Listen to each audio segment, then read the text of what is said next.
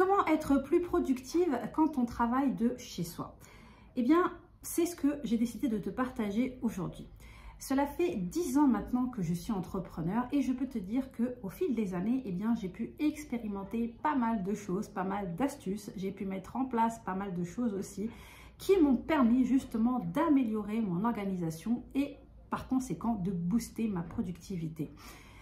Et du coup, eh bien, cela a une répercussion extrêmement positive quant à ma production de contenu, bien évidemment, ça c'est super important, et aussi eh bien, ma régularité, et ça, comme on le sait, c'est très important, et du coup, eh bien, forcément, quand ça ne suit pas au niveau de notre organisation, ce n'est pas toujours évident. Donc aujourd'hui, j'ai décidé de te partager 12 petits conseils très simples justement que tu vas pouvoir mettre en place et qui vont t'aider toi aussi à booster ta productivité même si tu travailles de chez toi. Mais avant tout, si tu es nouvelle par ici, bienvenue à toi. Je suis Myriam, coach, formatrice et mentor chez Myriam Be Happy. Je suis aussi experte Instagram et Canva. J'aide les entrepreneurs à lancer et développer un business authentique, mais en leur évitant les galères de la technique. Alors cela passe par de la systématisation, par une bonne organisation et aussi par la mise en place d'une stratégie de contenu à travers eh bien, les réseaux sociaux. Donc si tout ceci te parle, eh bien, je t'invite dès maintenant à t'abonner bien évidemment et à activer les notifications pour ne pas louper mes prochaines vidéos. Donc, c'est parti pour 12 petits conseils très simples qui vont t'aider à booster ta productivité tout en travaillant de chez toi. Alors, le premier conseil que je peux te donner, j'ai fait des petites, je me suis fait des petites notes parce que j'ai pas envie d'oublier quelque chose. Donc, si tu me vois regarder un petit peu comme ça, c'est juste parce que je suis en train de regarder mes petites notes sur ma petite tablette. Donc, le premier conseil, eh bien, c'est la base de la base quand on travaille de chez soi, je dirais, c'est d'avoir un espace dédié. Ça, c'est vraiment super important. Je sais que ce n'est pas toujours évident. Je sais qu'on n'a pas tous la possibilité d'avoir une pièce spéciale, d'avoir voilà, un bureau dédié pour travailler, mais au moins avoir un petit coin, un petit espace de travail. Quand je me suis lancée à mes débuts avec ma boutique en ligne de confiserie, eh bien, mon petit coin de travail il se trouvait dans le salon. Il y avait un endroit dans mon salon en fait où il y avait donc mon bureau, mon ordinateur, etc. Franchement, ça, c'est vraiment super important. Même si toi, ça peut te paraître, tu peux te dire non, c'est pas grave, vu que je travaille de chez moi, je peux travailler un peu partout. Non, c'est vraiment important d'avoir un espace dédié parce que tu vas avoir tous tes indispensables à portée de main. En fait, tu n'auras pas à courir à droite, à gauche pour aller rechercher ton agenda, ton carnet, tes stylos, etc., etc., ton micro, que sais-je. Donc, vraiment, avoir un espace dédié, donc même si c'est dans une pièce, au sein d'une pièce, mais vraiment, et ton petit coin de travail dédié. Et bien évidemment, si tu as la possibilité d'avoir un vrai bureau, d'avoir une vraie pièce spéciale, bah là c'est le must. Tu as de la chance, profites-en. Deuxième conseil, eh bien c'est de toujours, mais ça vraiment j'insiste, commencer ta journée en sachant ce que tu vas avoir à faire. Alors, très souvent, on part en fait du principe, on se dit mais non, je vais me souvenir de ce que j'ai à faire. La veille, on est là, on se dit ok, bon, demain il faut que je fasse ça, il faut que je fasse ça, et on se dit c'est bon, je risque pas d'oublier. Le souci, c'est que on finit par oublier, et je suis sûre que tu ne vas pas que tu ne vas pas nier ce que je suis en train de te dire, parce que tu vas te rendre compte que c'est vrai. Et en fait, ce qui va se passer, c'est que le lendemain, tu vas te lever et tu vas commencer à faire tout un tas de choses à droite, à gauche.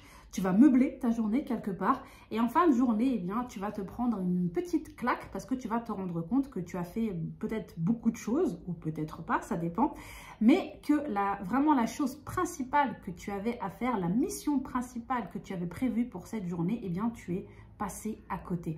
Donc vraiment, c'est très important. Donc du coup, eh bien, ça passe par quoi? Ça passe par une simple to-do list que tu fais soit la veille pour le lendemain ou soit le matin, donc avant de commencer ta journée. Donc la première chose que tu fais, tu prends un stylo, tu prends une petite feuille et tu vas vraiment noter ce que tu vas avoir à faire dans la journée. Donc que ce soit au niveau pro et que ce soit aussi au niveau du perso, parce que bon, nous en tant que maman, on a aussi d'autres choses dans la journée à gérer, pas seulement notre business bien souvent. Donc vraiment ça c'est super important, ne jamais commencer une journée sans savoir ce que l'on a à faire, parce que ça c'est le meilleur moyen de partir en freestyle total et d'oublier les choses les plus importantes. Troisième conseil, eh bien, se donner des deadlines. Alors, moi, c'est vrai que dans mes débuts, quand je me suis lancée, c'était vraiment un défaut que j'avais. C'est-à-dire que je me disais, ok, j'avais plein de projets, hein, j'avais plein de bonnes intentions, plein d'idées. Je vais faire ça, je vais faire ça, je vais faire ça, je vais faire ça. Mais je ne me donnais pas de deadline. En fait, je ne partais pas du principe où je me disais, ok, bon, cette semaine, mon objectif, ça sera de faire ça. Pour ce mois-ci, il faut que je fasse ça. Il faut absolument que pour telle date, j'ai terminé ça. Il faut absolument que pour telle date, j'ai lancé ça. Et du coup, eh bien, ce qui se passait, eh bien, c'est que je procrastinais à fond sur certaines choses. Et c'est vrai que quand je finissais par les accomplir, je me prenais aussi une bonne petite gifle parce que je me disais, mais attends, mais ça fait si longtemps que ça que je reporte. Donc, c'est juste hallucinant et je vous assure, je t'assure, toi qui m'écoutes, que c'est sérieux. Donc, vraiment, ça, c'est un conseil que je te donne. Vraiment, c'est de toujours te fixer des deadlines, toujours des dates limites, parce que c'est le meilleur moyen. Sinon, si tu ne le fais pas, eh bien, de passer à côté, de laisser traîner les choses en longueur, encore et encore et encore, ou peut-être même de les zapper. Donc, se fixer des deadlines.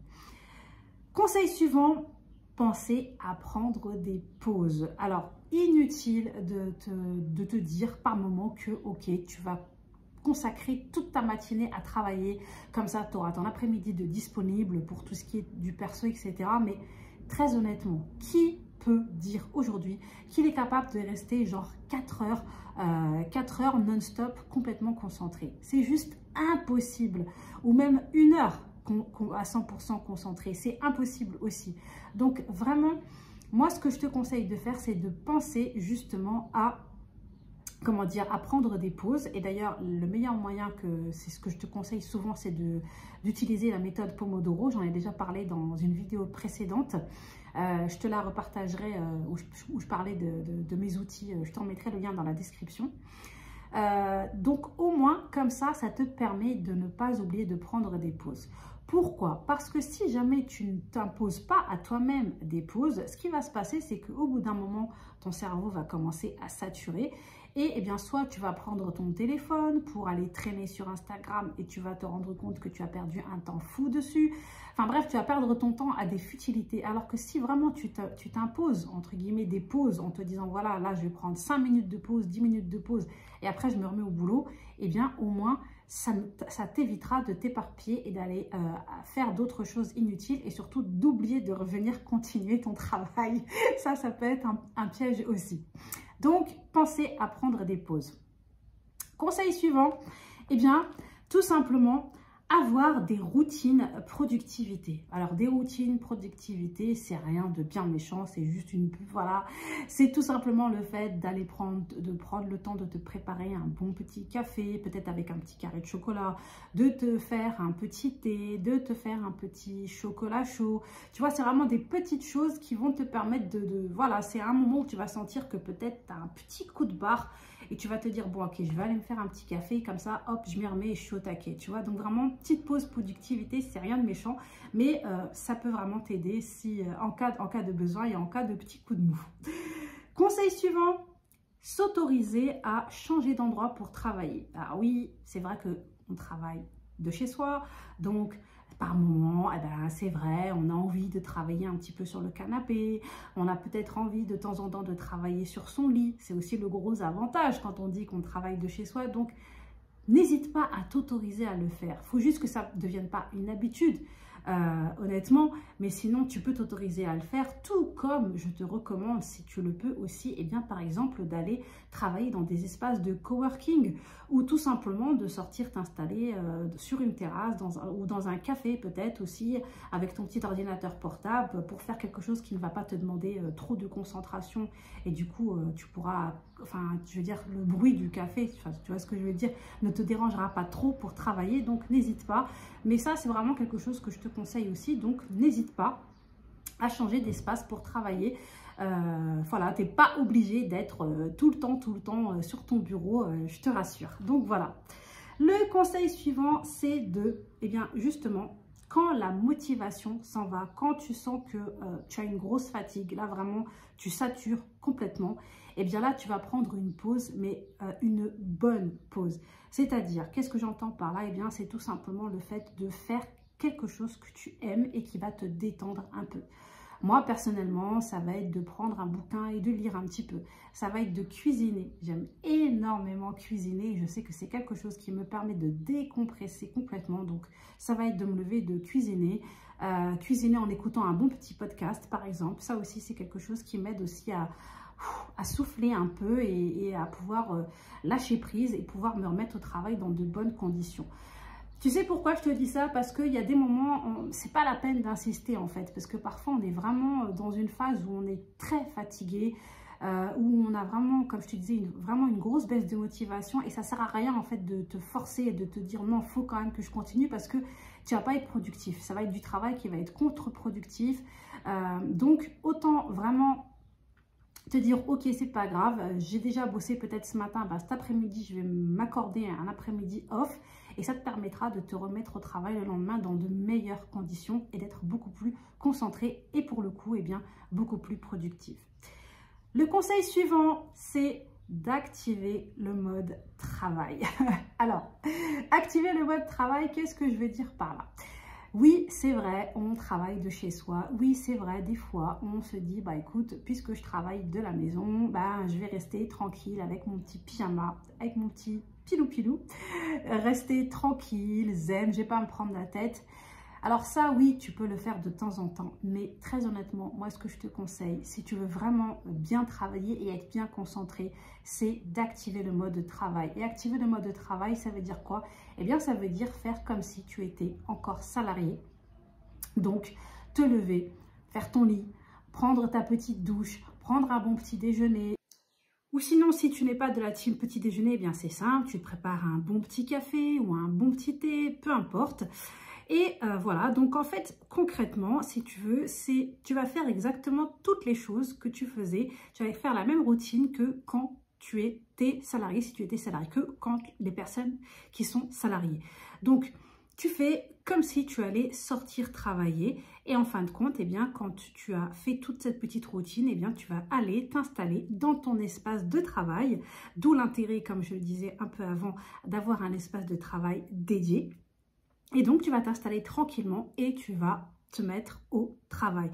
Donc, il faut vraiment que tu arrives à occulter le fait que tu es à la maison, le fait qu'il y a une pile de linge dans un coin qui est là en train de te faire un petit coucou, le fait qu'il y ait de la vaisselle dans l'évier. Tout ça, tu t'en fiches parce que, en fait, quand on est salarié, eh ben, on sort le matin et on rentre le soir. Donc, tout ça, on s'en fiche quelque part.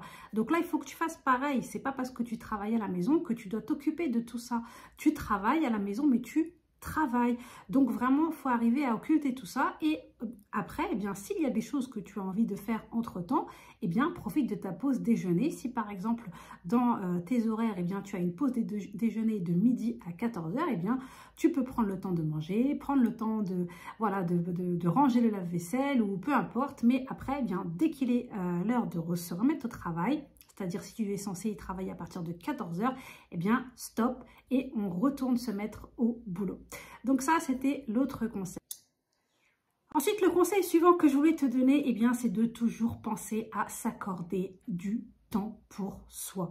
Ça, c'est vraiment super important parce que, eh bien, crois-moi, moi qui suis entrepreneur maintenant depuis 10 ans, bientôt 10 ans, on a tendance, quand on se lance en tant qu'entrepreneur, à vouloir faire toujours plus, toujours plus, toujours plus. Et comme on est seul et qu'il n'y a personne derrière qui va nous dire soit ralentis, soit va plus vite, soit... eh bien, en fait, il y a ce moment où on se retrouve à se dire, mais j'ai l'impression d'être pire que mon patron. Je suis devenue mon pire patron, en fait. Parce qu'on va commencer à travailler sans compter nos heures, on va travailler les week-ends, on va travailler tard le soir, tôt le matin.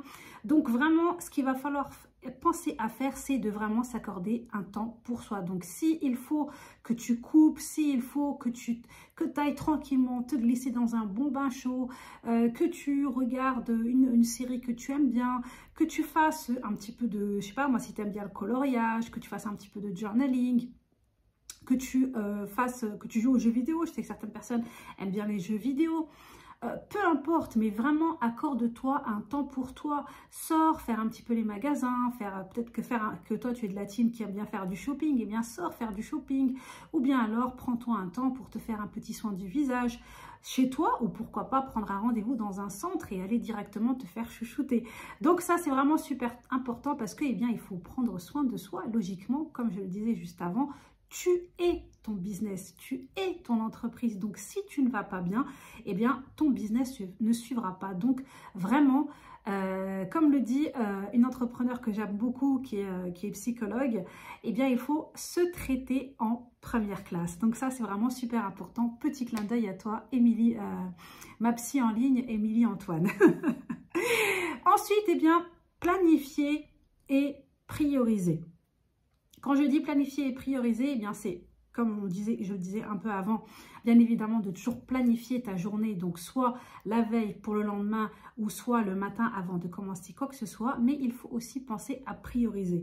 Et pour ça, moi, ce que je te recommande vraiment, c'est de te fixer maximum 3 grandes tâches par jour et bien évidemment de les accomplir les unes après les autres parce que comme je le dis et je le répète aussi souvent, pareil, oui je sais, je répète beaucoup de choses, le multitasking est vraiment tout sauf productif et c'est complètement contre-productif. Donc vraiment faire les choses les unes après les autres parce que sinon on va se retrouver en fait dans cette espèce de spirale où on va commencer certaines choses, on va enchaîner avec autre chose, et finalement, on va réaliser qu'on a tout un tas de choses que l'on a entamées, mais que l'on n'a pas finalisé. Donc vraiment, même si ça peut te paraître un petit peu stressant de te dire oui, mais bon, il faudrait bien aussi que je commence ça, il faudrait aussi que je commence ça dans l'idéal. Non, commence la chose et finis là, parce que ça, c'est vraiment le meilleur conseil que tu peux suivre, c'est ça.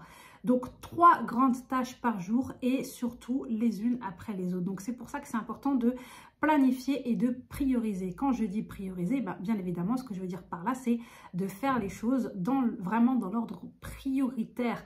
Qu'est-ce qui est vraiment là, maintenant, tout de suite, si tu te poses et que tu te poses la question de qu'est-ce qui est vraiment le plus urgent à faire?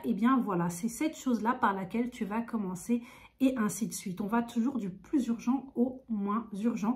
Et aussi, dans ces cas-là, quand tu as beaucoup de choses à faire, commence par faire les choses qui vont faire évoluer ton business de manière concrète.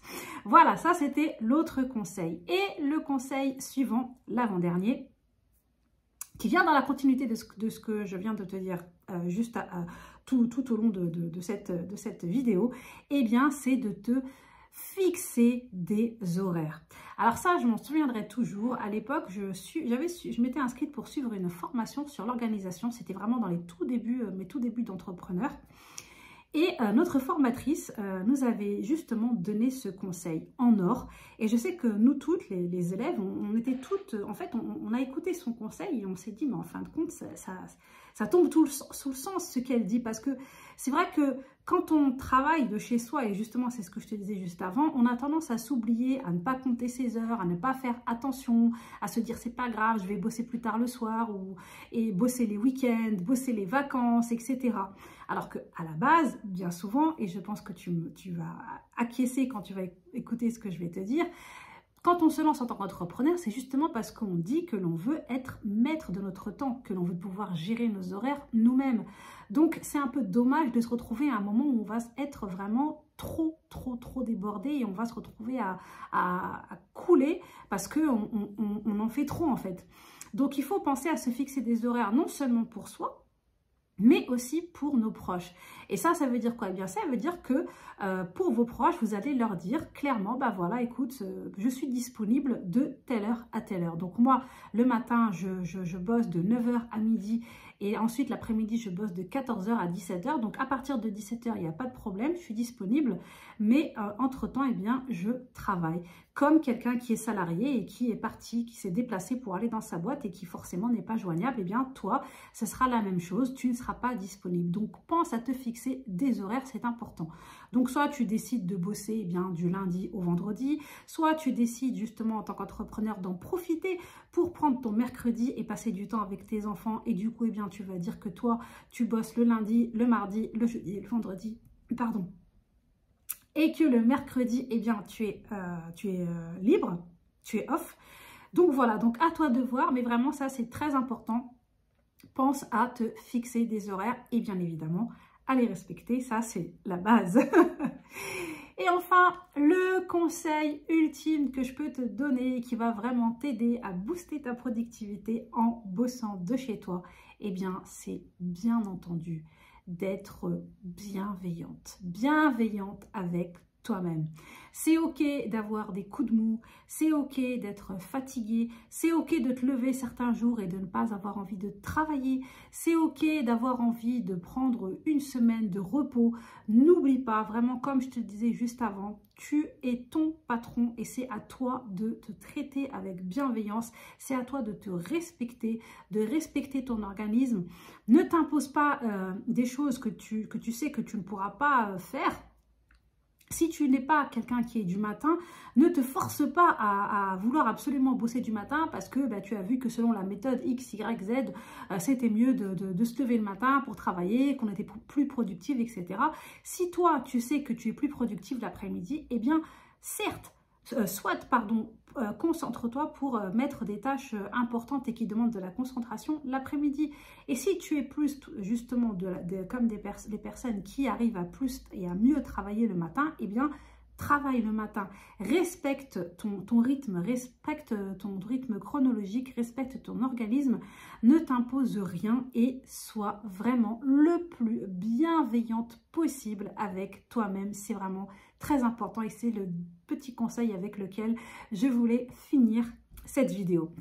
Voilà, j'espère vraiment que ces conseils te seront utiles. N'oublie pas, ce n'est pas parce que tu travailles à domicile que tu ne travailles pas. Il est temps de faire tomber certains mythes des entrepreneurs qui travaillent à domicile, soi-disant comme quoi eh bien, on a de la chance parce que voilà, on peut passer notre temps devant la télé ou passer notre temps à faire du Netflix ou je ne sais quoi. Donc, vraiment, ça, c'est des petits conseils à mettre en place. N'hésite pas, vraiment, je serais ravie de te lire en commentaire. N'hésite pas à venir échanger avec moi en commentaire et à me dire un petit peu s'il y a certains de ces conseils qui te parlent, s'il y en a certains que tu as déjà mis en place dans ton quotidien d'entrepreneur et s'il y en a d'autres qui t'inspirent et que tu vas essayer d'appliquer prochainement. Et d'ailleurs, eh bien, n'hésite pas à me taguer sur Instagram quand tu regarderas cette vidéo. Ça me fera super plaisir de savoir que tu fais partie de mes abonnés YouTube. Voilà, donc merci à toi, merci de ta fidélité. Je te rappelle, pour information, que il y a toujours la liste d'attente pour ma formation, donc Design ton Biz avec Canva, qui est disponible. Je te remets le lien dans le descriptif de cette vidéo. N'hésite surtout pas à aller t'inscrire pour ne pas louper la date de lancement ainsi que le prix très spécial lancement. Et juste pour compléter, eh bien sache que pour compléter cette vidéo, tu peux aller lire mon article de blog complet que j'ai consacré sur ces conseils que je viens de te donner pour être plus productif quand on travaille de chez soi. Donc voilà, si tu aimes bien lire, si tu es de la team qui aime bien lire, n'hésite pas à aller lire cet article, pardon. Et il y a aussi un épisode de podcast, donc pareil, n'hésite pas à aller écouter aussi l'épisode de podcast si tu aimes bien le podcast. Donc le podcast qui s'appelle Kiffe ton Biz. Il suffit de rechercher donc sur ta plateforme d'écoute préférée, Kiffe ton Biz. Si cette vidéo t'a plu, eh bien je t'invite bien évidemment à la liker et à la partager un maximum. Merci d'avance à toi. Et surtout, eh bien, pour ne pas louper mes prochaines vidéos, n'hésite pas à activer les notifications. On se retrouve très bientôt pour une nouvelle vidéo. En attendant, S'il y a justement une vidéo que tu aimerais que j'aborde, s'il y a quelque chose, un thème, un sujet que tu aimerais que j'aborde dans une prochaine vidéo, n'hésite pas à me le dire en commentaire. Merci d'avance. On se dit à très vite. Prends bien soin de toi. Ciao, ciao.